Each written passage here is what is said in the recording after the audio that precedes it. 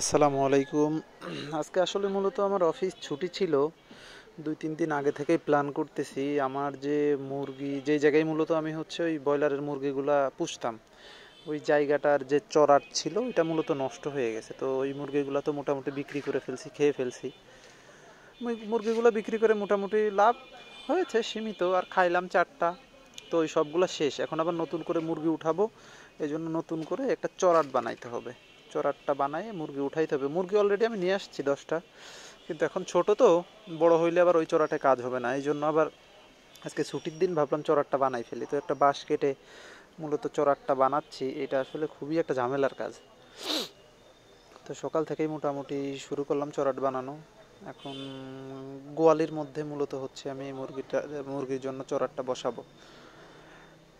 এখন দেখা যাক কয়টা বাজে বা কয়টার মধ্যে শেষ হয়। এখন যে মুরগিগুলো আসলে মাগুরা থেকে আনছিলাম, মুরগিগুলো মূলত এই মুরগিগুলো বেশি ভালো না।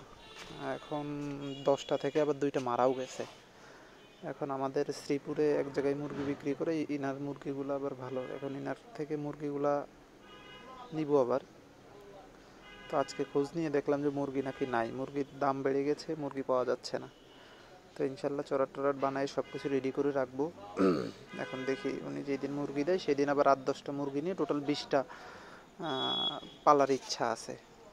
এখন দেখা যাক আল্লাহ পাক কী করে, কারণ আসলে সকালে ঘুম থেকে উঠে 9টার মধ্যে কাজ শেষ করে যাওয়াটা অনেক কষ্ট। এই জন্য আজকে ছুটির দিন ছিল, আজকে বানাই ফেলতেছি। বাদ বাকি তাইলে আর ওই দিনগুলোতে আমার এই প্যারা নিতে হবে না। দেখা যাক আল্লাহ পাক কী করেন। এই হচ্ছে অবস্থা। তো আসলে চড়াট বানাইতে যে হাতও কেটে গেছে খানিকটা।